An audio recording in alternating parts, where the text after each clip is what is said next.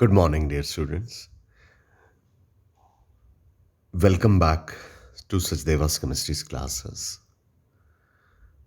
तो जो वीडियो मैंने अभी आपको भेजी है लास्ट टाइम, उसमें हम न्यूमेरिकल्स कर रहे थे वेंट ऑफ फैक्टर के ऊपर और एबनॉर्मल मॉलिक्यूलर मासेस के ऊपर। तो उसकी हमने दो वीडियोस बनानी है। एक वीडियो मैंने सेंड कर दी है आपको, दूसरी मैं आपको सेंड करने जा रहा हूँ। तो आप, क्योंकि एक वीडियो में सारे न्यूमेरिकल्स कंप्लीट नहीं होने उसके, तो 4 न्यूमेरिकल मैंने आपको फर्स्ट वीडियो में इसके करवाए। तो 5th 6th 7 8 numerical that I am going to take up right now. तो पांचवा न्यूमेरिकल मेरे पास है कि पोटाशियम आयोडाइड और सुक्रोज सॉल्यूशन, जिनकी कॉन्सेंट्रेशन 0.1 मोलर है, और पोटाशियम आयोडाइड सॉल्यूशन का जो ऑस्मोटिक प्रेशर है 0.465 है और सुक्रोज का 0.245 एटमॉस्फेयर रिस्पेक्टिवली है। Went of factor potassium iodide का निकालना है, सुक्रोज का नहीं, बिकॉज सुक्रोज नॉन इलेक्ट्रोलाइट है, ये डिसोशिएट नहीं करता, एसोशिएट नहीं करता, इसका तो आटा 1 ही होता है, तो इसका वेंट ऑफ फैक्टर निकालना ही नहीं है, के आई का निकालना है और इसकी डिग्री ऑफ डिसोसिएशन भी कैलकुलेट करनी है। तो हम क्या करते हैं कि पहले पोटाशियम आयोडाइड सॉल्यूशन ले लेते हैं। इसके लिए फॉर्मूला अप्लाई करते हैं, pi is equal to iota into C R T. Iota हमने कैलकुलेट करना है। पोटाशियम आयोडाइड के लिए पाई का वैल्यू गिवन है, आयोटा रहने दीजिए। कॉन्सेंट्रेशन हमें 0.1 मोलर गिवन है, आर और टी को भी रहने दीजिए, ये इक्वेशन 1 होगी।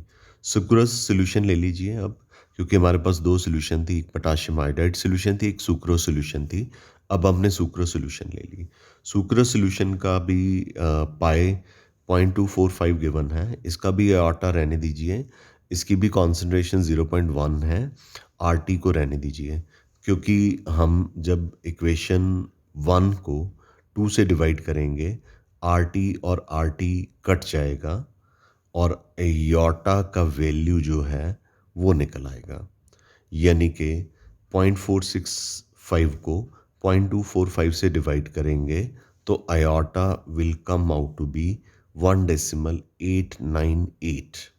आयोटा दोनों सॉल्यूशंस का हमने कॉमन निकाल लिया, ठीक है। तो ये आयोटा की वैल्यू निकल आई। अब सुक्रोज डिसोशिएट नहीं करता KCl की तरह, क्योंकि सुक्रोज इज शुगर C12H22O11, उसमें कैटाइन और एनोइन नहीं है, तो उसको वाटर में पुट करेंगे तो वो डिज़ोल्व तो हो जाएगा, लेकिन वो कैटाइन एनोइन में डिसोशिएट नहीं करेगा। लेकिन जो पोटाशियम क्लोराइड है, ये पोटाशियम और क्लोराइड में डिसोशिएट करेगा।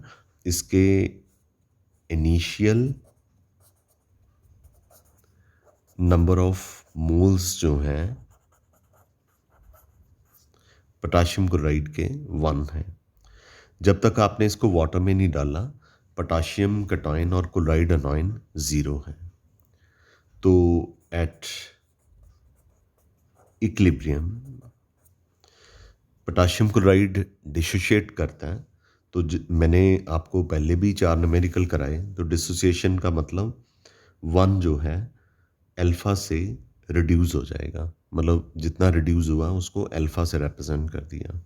जितना नंबर ऑफ मोल टूटेगा उतना ही कैटाइन एनोइन बन जाएगा, यानी कि alpha alpha.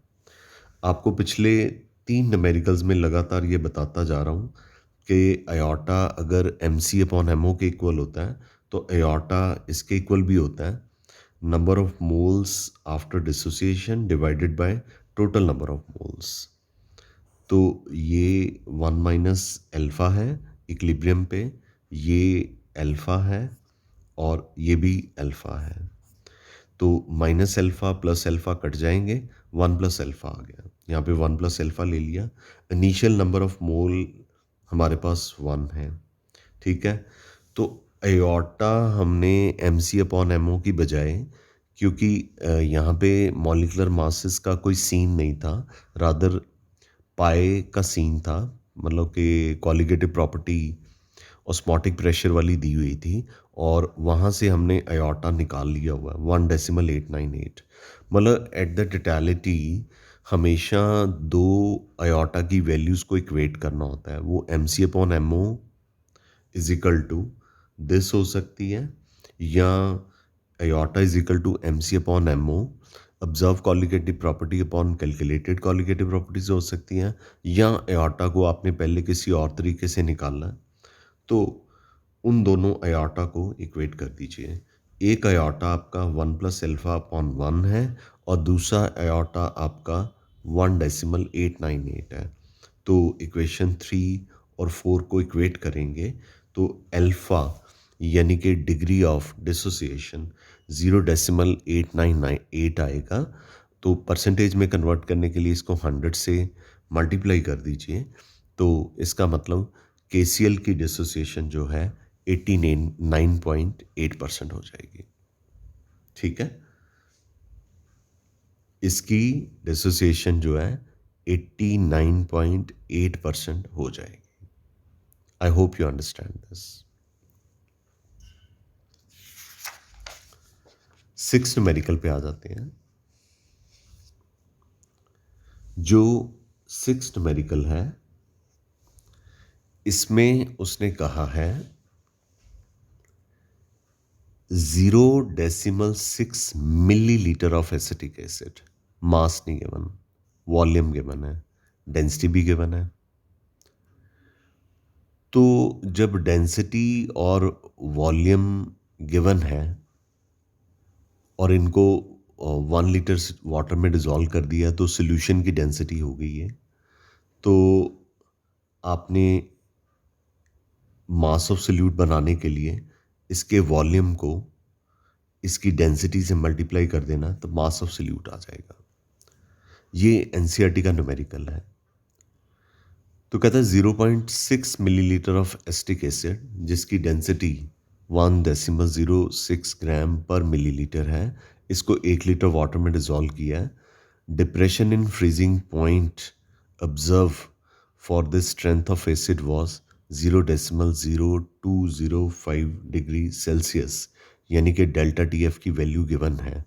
Went of factor aorta निकालना है और डिसोसिएशन कांस्टेंट ऑफ एसिड के ए निकालना है। के एफ हमें गिवन है 1.86 केल्विन किलोग्राम पर मोल। तो iota is equal to M C upon M O. Molecular mass acetic acid का 60 होता है। एम ओ मतलब M2 molecular mass of acetic acid निकालना है। Formula 1000 into K F into W2 upon W1 into delta T F ये given है। K F हमें 1.86 given है। वाटर के लिए हमेशा 1.86 ही होता है। मास ऑफ सोल्यूट हमें गिवन नहीं है, हमने निकाल लिया है। वॉल्यूम गिवन था, डेंसिटी गिवन थी। मास ऑफ सोल्यूट हमने 0.636 ग्राम निकाल लिया है, वो इसमें पुट कर देना। मास ऑफ सॉल्वेंट हमें 1 लीटर वाटर गिवन है, यानी 1000 centimetre cube into delta T F ये हमें 0.0205 डिग्री सेल्सियस गिवन है। तो एमओ 57.7 हो गया और मॉलिकुलर मास ऑब्जर्व्ड 57.7 हो गया। इसको इसमें पुट कर देंगे तो iota is equal to M C upon M O. M C जो है 60 है, एम ओ हमने 57.7 निकाल दिया, ये 1.04 आ गया। तो ये अयोटा आपका निकल गया। ये इक्वेशन 1 है। अच्छा, अब जो अगली चीज़ मैं आपको बताने जा रहा हूँ बड़े ध्यान से सुनिए। एसिटिक एसिड को या कार्बोक्सिलिक एसिड को बेंजीन में डालो तो एसोसिएशन होती है, लेकिन एसिटिक एसिड को बेंजीन में ना डालो बल्कि वाटर में डालो तो डिसोसिएशन होती है। यानी कि अब यहाँ पे हमने एसिटिक एसिड की डिसोसिएशन की बात करनी है। तो ये एसिटिक एसिड है, इसको हमने बेंजीन की बजाय वाटर में डाला है। इसके नंबर ऑफ मोल इनिशियली 1 है वाटर में डालने से पहले, और इसके एनॉयन और कटॉइन 0 हैं। इक्विलिब्रियम पे एसिटिक एसिड 1 माइनस अल्फा हो गया और एसीटेट और हाइड्रोजन आयन अल्फा अल्फा हो गया। Total number of mole at equilibrium 1 minus alpha, ये अल्फा, ये alpha, minus alpha plus alpha cut गए, 1 प्लस अल्फा हमारे पास आ गया। अयोटा किसके इक्वल होता है? Number of moles after dissociation upon number of moles taken initially. ठीक है, तो iota is equal to 1 plus alpha upon 1, यानी कि 1 प्लस अल्फा, ये इक्वेशन 2 होगी। इक्वेशन 1 और 2 को इक्वेट कर लीजिए। इक्वेशन 1 में iota is equal to, equation 1 जो है अयोटा 1.04 निकल चुका है, वैल्यू पुट कर ली, और इक्वेशन 2 में अयोटा 1 प्लस अल्फा है। तो अल्फा निकालेंगे, 1 को 1.04 में से सब्सट्रैक्ट करेंगे, 0.04 निकल आएगा, तो डिग्री ऑफ डिसोसिएशन निकल आई। इसकी परसेंटेज नहीं निकालने के लिए उसने बोला, अगर निकालने के लिए बोलता तो इसकी डिसोसिएशन बहुत ही नेग्लिजिबल होती है। इसको 100 से मल्टीप्लाई कर लेते, 4% डिसोशिएट करता।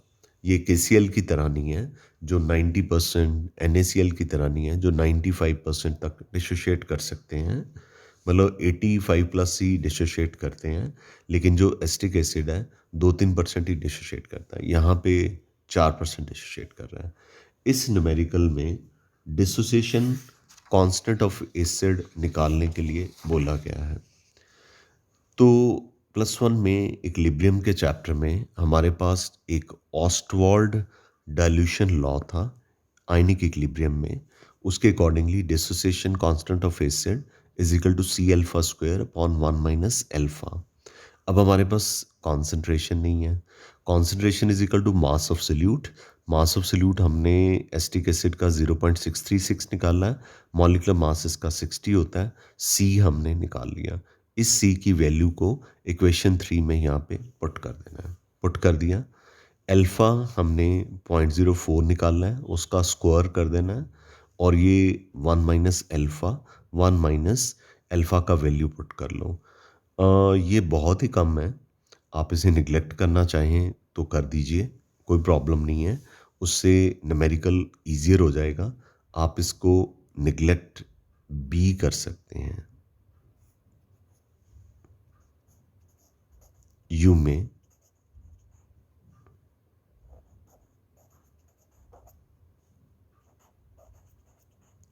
neglect alpha. नहीं करना, योर चॉइस। अगर ये वैल्यू अल्फा की 1 के comparatively is very very small, in that case you can neglect it. उस केस में आप इसको निगलेक्ट कर दीजिए। ठीक है, तो आप निगलेक्ट कर दीजिए, क्योंकि फिर इसका स्क्वायर भी करना है, फिर इसको इससे मल्टीप्लाई भी करना है, फिर आपका डिसोसिएशन कांस्टेंट ऑफ एसिड जो है वो निकल आएगा। आई एम वेरी श्योर कि आपको ये क्लियर हो गया होगा, और आपको ये भी बात मेरी अच्छी तरह से समझ लग गई होगी कि व्हाट इज़ द रीज़न कि ये न्यूमेरिकल्स मैंने एक वीडियो में सारे नहीं डाले, बल्कि 2 वीडियोस में डाले हैं। तो अब हमारे पास 7th न्यूमेरिकल है। 7th numerical is very very easier. उसने कहा कि अज्यूम कर लो, सपोज कर लो कि कंप्लीट डिसोसिएशन हो रही है सॉल्ट की, तो आपने मोलैलिटी निकालनी है। सॉल्ट एक सोडियम क्लोराइड है और एक एल्युमिनियम सल्फेट है, और उसने कहा कि elevation in the boiling point and depression in the freezing point जो है वो इक्वल है, यानी कि elevation in the boiling point यानी कि डेल्टा TB और इसका सोडियम क्लोराइड का, और इसका फ्रीजिंग पॉइंट एल्युमिनियम सल्फेट का वो इक्वल है। तो KB और KF की वैल्यू भी गिवन है, और यहाँ से हमने मोलैलिटी को फाइंड आउट करना है। मैं दोबारा से रिपीट करता हूँ, कहता है कि assume complete dissociation of salt. हम अज्यूम कर लेते हैं कि सॉल्ट पूरी तरह से डिसोशिएट कर रहा है। Calculate molality of NaCl solution. NaCl solution की मोलैलिटी निकालनी है। Whose elevation in the boiling point, जिसका elevation in the boiling point delta TB is numerically equal to depression in freezing point of 0.2 molal aluminium sulphate solution in the water. यानी कि NaCl का delta TB aluminium sulphate के delta TF के equal है। NaCl में molality नहीं given और aluminium sulphate में मोलैलिटी गिवन है और Kb और Kf की वैल्यूज़ गिवन है। उसने कहा है कि ये NaCl, पहली लाइन ही ये है, assume complete dissociation. NaCl 100% dissociate करके है, तो ये 1 हो गया, ये 1 हो गया। तो आयोटा जब कंप्लीट डिसोसिएशन होती है 1 + 1 = 2, तो यहाँ पे हमने 2 ले लिया। और एल्युमिनियम सल्फेट के लिए इसमें 2 एल्युमिनियम है, यानी कि 2 आयंस, और 3 सल्फेट आयन है यानी 3। तो इसमें आयोटा 2 + 3 = 5 है। तो अब आपको पता चल गया होगा कि NaCl के लिए आयोटा की वैल्यू 2 ली है और एल्युमिनियम सल्फेट के लिए आयोटा की वैल्यू 5 ली है। अब डेल्टा TB NaCl का जो है उसे डेल्टा TF एल्युमिनियम सल्फेट के इक्वल कर देना। Delta TB = iota × Kb × M, ये NaCl के लिए, और डेल्टा TF किसके इक्वल होता है? आयोटा × Kf × M, ये एल्युमिनियम सल्फेट के लिए। इक्वेट कर दिया। आयोटा NaCl का 2 है, Kb की वैल्यू गिवन है, मोलैलिटी हमने फाइंड आउट करनी है, is equal to aluminium sulphate का delta TF, iota aluminium sulphate का 5 है 5, Kf एल्युमिनियम सल्फेट का 1.86 है, मोलैलिटी एल्युमिनियम सल्फेट की 0.2 है। तो जब सारी वैल्यूज़ आपको गिवन है तो ऑब्वियसली आप यहाँ से मोलैलिटी निकाल सकते हैं। तो 1.788 will be your answer. It's that simple. I hope you understand this. Got it बच्चा? ठीक है। अब मैं आपको न्यूमेरिकल 8 और न्यूमेरिकल नंबर 9 पे लेकर के चलता हूँ। उसने कहा कि arrange the following solution in decreasing order of freezing point. आपको सोल्यूशन गिवन है 0.1 molar urea, 0.1 molar barium face phosphate, 0.1 molar sodium sulphate. तो इनमें बताना है decreasing order of freezing point में इनको अरेंज करना है, मतलब जिसका फ्रीजिंग पॉइंट सबसे ज़्यादा उसको पहले लिखना है। तो यूरिया तो नॉन इलेक्ट्रोलाइट है। जो नॉन इलेक्ट्रोलाइट होते हैं वो ना तो एसोसिएशन होती है ना डिसोसिएशन, उनका एयोर्टा का वैल्यू 1 ले लिया। तो ये सब फ्रीजिंग पॉइंट ऑफ व्यू से हैं, तो डेल्टा TF सबका निकालना पड़ेगा। Delta TF = iota × Kf × M।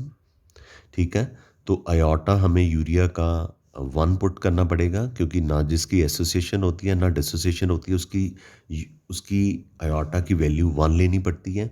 Solvent सबका सेम है तो Kf को Kf ही रहने दिया, और मोलैलिटी या मोलैरिटी भी सबकी सेम है तो इसको भी M रहने दिया। ये 1 हो गया। नंबर 2 बेरियम फॉस्फेट है, फार्मूला लिखना आना चाहिए Ba3PO4 ट्वाइस, आयोटा की वैल्यू 5 होगी। Delta TF iota = Kf × M, iota की वैल्यू पुट कर दी। क्योंकि ये सबको वाटर में डिज़ोल्व किया हुआ है, अज्यूम कर लेते हैं क्योंकि सॉल्वेंट कहीं पे मेंशन नहीं है, तो Kf सबका सेम होगा, तो ये Kf और ये Kf कट जाएगा। मोलैलिटी भी सबकी सेम है, इनको भी हम काट देते हैं, तो इसमें डेल्टा TF की वैल्यू 5 आ गई। और तीसरी सॉल्यूशन सोडियम सल्फेट है, आयोटा सोडियम सल्फेट के लिए 3 होता है, 2 सोडियम है, 1 सल्फेट है। Delta T F sodium sulphate के लिए iota into K F into M, हम यहाँ पे 3 पुट कर देंगे। के एफ सबके लिए सेम होगा क्योंकि सबको वाटर में डिज़ोल्व किया हुआ है। मोलैलिटी सबकी सेम है क्योंकि सबकी मोलर कॉन्सेंट्रेशन 0.1 मोलर ली हुई है। ठीक है, तो हमने ये एज्यूम किया कि मोलैलिटी सबकी यूनिफॉर्म है। के एफ जो है यहाँ पे मैंने लिख भी दिया है, सेम है for all solution, assuming solvent is same से वाटर। मोलैलिटी भी 1 यूज़ कर लेनी है। अब देखिए कि डेल्टा टी एफ सबसे ज़्यादा किसका है, बेरियम फॉस्फेट का, उसके बाद किसका है, सोडियम सल्फेट का, उसके बाद किसका है, यूरिया का। तो डेल्टा टी एफ यूरिया का कम है as compare to sodium sulphate, as compare to barium sulphate. तो जितना डेल्टा टी एफ कम होगा फ्रीजिंग पॉइंट उतना ज़्यादा होगा। तो डेल्टा टी एफ किसका सबसे कम है, यूरिया का। तो फ्रीजिंग पॉइंट किसका सबसे ज़्यादा होगा, यूरिया का। तो इसका मतलब कि सबसे कम सबसे ज़्यादा जो डेल्टा टी एफ था बेरियम फॉस्फेट का था, सबसे ज़्यादा डेल्टा टी एफ जो था बेरियम फॉस्फेट का था। इसलिए इसका जो कि डेल्टा टी एफ जो है सबसे ज़्यादा है, तो जिसका डेल्टा टी एफ सबसे ज़्यादा होता है उसका फ्रीजिंग पॉइंट सबसे कम होता है। सो बेरियम फॉस्फेट का freezing point lesser than sodium sulphate, lesser than urea. और बॉइलिंग पॉइंट में उलट होता है। बॉइलिंग पॉइंट में delta T B is directly proportional to boiling point होता है। फ्रीजिंग पॉइंट में और बॉइलिंग पॉइंट में ये डिफरेंट होता है। तो अगले न्यूमेरिकल में हमने बॉइलिंग पॉइंट के पॉइंट ऑफ व्यू से किया है कि आपने ये 9th न्यूमेरिकल है, ये मैंने अनसॉल्व्ड एक्सरसाइज के लिए हैं। एक आपके पास ग्लूकोज है 1 मोलर, पोटाशियम क्लोराइड है, एल्युमिनियम नाइट्रेट है, और इसमें से किसका बॉइलिंग पॉइंट सबसे ज़्यादा है आपने बताना है। तो ग्लूकोज के लिए delta T B is equal to iota into K B into M. K B सबको वाटर में डिज़ोल्व किया हुआ है तो के बी सबका सेम है, मोलैलिटी सबकी सेम ले लो। ग्लूकोज के लिए आयोटा की वैल्यू 1 होती है क्योंकि ग्लूकोज जो है नॉन इलेक्ट्रोलाइट है, ना ये एसोशिएट करता है ना ये डिसोशिएट करता है। तो हम इसकी value delta T B is equal to 1 आ गया। के बी इंटू एम सबका सेम है तो वो कट जाएगा। तो के सी एल के लिए delta T B is equal to iota into K B into M. K B और एम सबका सेम है। आयोटा के सी एल का 2 होता है, पीछे बहुत बार बता दिया क्योंकि ये पूरी तरह से हम अज्यूम करते हैं कि कटायन आनाइन में ब्रेक कर गया। 1 + 1 2, 2 into K B into M, K B सबका सेम है। एल्युमिनियम नाइट्रेट के लिए आयोटा की वैल्यू 4। अब हमने ये मैं अंडरलाइन भी कर देता हूँ कि के बी और मोलैलिटी जो है सेम है सारी सॉल्यूशंस के लिए। ग्लूकोज के लिए डेल्टा टी बी 1 है और के सी एल के लिए 2 है और एल्युमिनियम नाइट्रेट के लिए 4 है। Higher the value of delta T B, higher is the boiling point of the solution. Delta T B directly proportional to iota. What is delta T B, और T B is directly proportional to iota. What is T B? T B is boiling point of the solution. तो freezing point और boiling point में क्या difference रखना है? Freezing point में हमने कहना है freezing point is inversely proportional to iota, लेकिन बॉइलिंग पॉइंट ऑफ सॉल्यूशन में बताना है boiling point is directly proportional to iota. So higher the iota, higher is the boiling point of the solution. तो बच्चा मैंने 9 न्यूमेरिकल्स आपको 2 videos में 25-25, 30, 26-26 minute की 2 वीडियोस में आपको 9 न्यूमेरिकल्स सिर्फ करवाए हैं। यानी कि 1 आवर में 9 न्यूमेरिकल्स आपके हुए हैं जिसमें सिर्फ मैं ही बोल रहा हूँ। तो नेचुरली क्लासरूम होता तो ये 1.5 घंटा लग जाता। तो आपने यही न्यूमेरिकल्स जो हैं बहुत अच्छे से प्रैक्टिस करने हैं। ठीक है? Okay? Thank you very much. We call it a day. Love you. With this, this chapter is over. In case you had a problem, You can call me from 6:30 to 7, and then 8 o'clock to 8:30. My number is 981 54 11 206. Love you all. Have a great day.